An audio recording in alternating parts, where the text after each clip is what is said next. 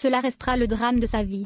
Avant de s'éteindre dans sa villa de Marne-la-Coquette, près de Paris, Johnny Hallyday s'était longuement confié sur le père qu'il était. Et celui qu'il n'avait pas eu. Johnny Hallyday, qui vient de mourir entouré des siens dans sa propriété de Marne-la-Coquette, près de Paris, à l'âge de 74 ans, avait accepté de se livrer, quelques mois plus tôt, alors qu'il était dans sa villa de Los Angeles. Le documentaire sera diffusé le 12 décembre, sur France 2. Il s'appelle Johnny Hallyday, la France rock'n'roll. Et l'homme avec lequel il s'entretient n'est pas un inconnu. C'est son ami, le journaliste et auteur Daniel Rondeau. Alors le taulier se livre. Comme il l'a toujours fait. S'enfile les poings et Johnny se met à parler de ses filles, Jade et Joy. C'est difficile de leur dire à quel point je les aime, ces petites filles. Elles me bouleversent, ces deux petites. Elles font partie de mon quotidien, de ma vie. Lâche-t-il, si ému que l'on devine sa gorge se nouer pour refouler des larmes.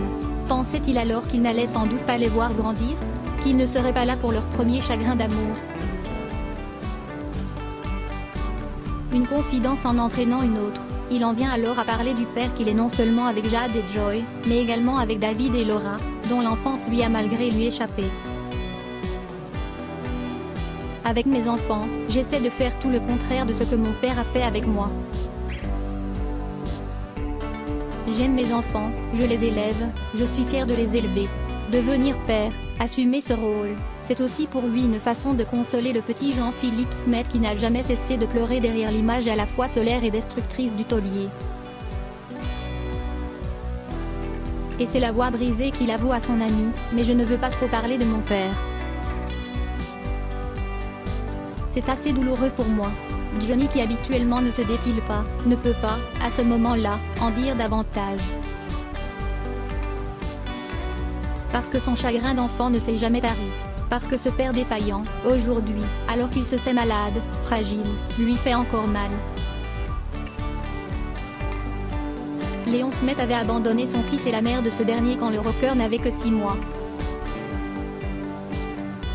Comédien belge devenu ensuite réalisateur de télévision, l'homme était surtout un type perdu.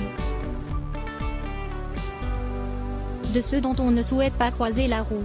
Dans un long entretien accordé à Télérama en 2014, Johnny se souvenait, il était surtout alcoolique, séducteur, incontrôlable. Chaque fois qu'il avait un boulot, il le perdait.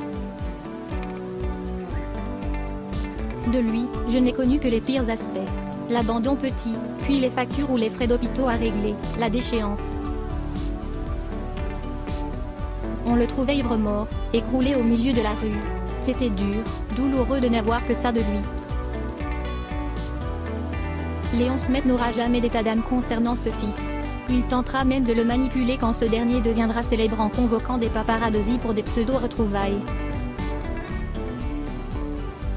Johnny était alors militaire. Voir son propre père essayer de l'utiliser sera une morsure supplémentaire, de celle dont on ne se relève jamais tout à fait. De celle qui vous fracasse une identité.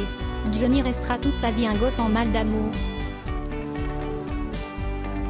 Quand Léon Smet mourra, en 1989, Johnny sera là. Et Johnny sera seul. J'étais confronté à la solitude absolue, celle non pas de vivre seul, mais de mourir seul. Et pourtant, la solitude ne m'a jamais effrayé, dira-t-il. Johnny est mort dans la nuit du 5 au 6 décembre 2017. 28 ans après son père. Et derrière son cercueil ce sera sa famille, ses enfants, mais également des milliers de gens, toutes générations confondues, qui seront là. Une France tout entière pour pleurer cet homme qui lui a tant donné, pour ne pas dire tout, et dont les chansons, qu'on les aime ou non, ont bordé tant et tant de souvenirs.